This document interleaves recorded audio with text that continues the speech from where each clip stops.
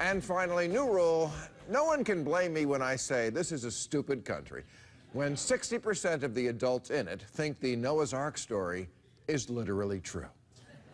Which is why I'm already sick of seeing the ads for this floating piece of giraffe crap.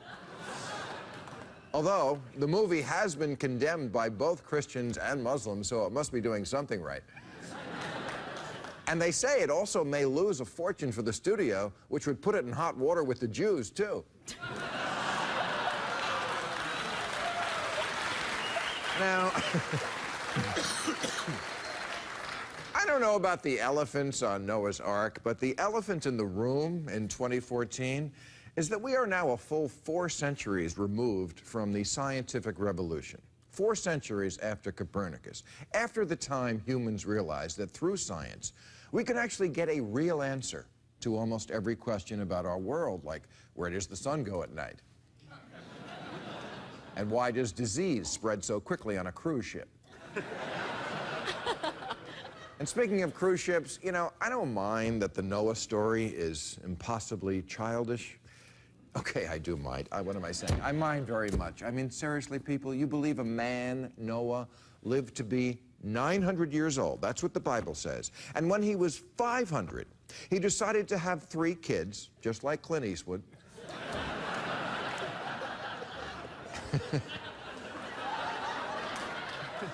And when he was 600, he and his 3 100-year-old sons built a boat onto which, in one day, they loaded over 3 million animals, all of which were apparently indigenous to within 5 miles of the boat.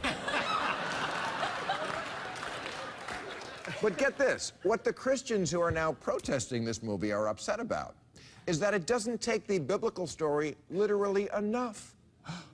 They're mad because this made-up story doesn't stay true to their made-up story. But the thing that's really disturbing about Noah isn't the silly. It's that it's immoral. It's about a psychotic mass murderer who gets away with it, and his name is God. Genesis says God was so angry with himself for screwing up when he made mankind so flawed, that he sent the flood to kill everyone, men, women, children, babies. What kind of tyrant punishes everyone just to get back at the few he's mad at? I mean, besides Chris Christie.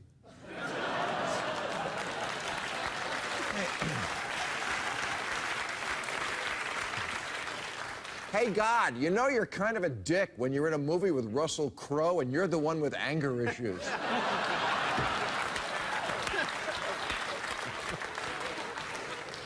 You know, conservatives are always going on about how Americans are losing their values and their morality. Well, maybe it's because you worship a guy who drowns babies.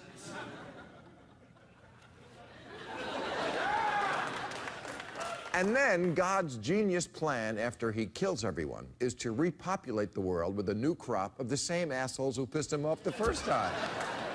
With predictable results. He kills millions more. If we were a dog and God owned us, the cops would come and take us away.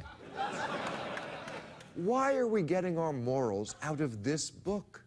Why do people follow any of it? You know, I'm reminded, as we've just started Lent, that conservatives are always complaining about too much restraining regulation and how they love freedom, but they're the religious ones who voluntarily invent restrictions for themselves. On a hot summer day, Orthodox Jews wear black wool. On a cold winter night, Mormons can't drink a hot chocolate. Isn't life hard enough without making shit up out of thin air to fuck with yourself?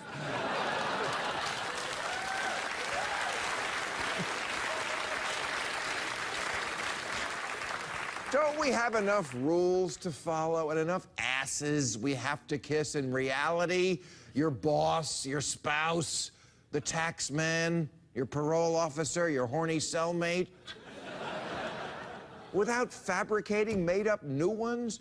Jews can't eat ham. Jehovah's Witnesses can't buy Girl Scout cookies. The Amish can't drive cars. Catholics can't masturbate. Scientologists can't go to therapy. Baptists can't dance. Sikhs can't shave. And Lord knows, Muslims can't take a joke. right, that's...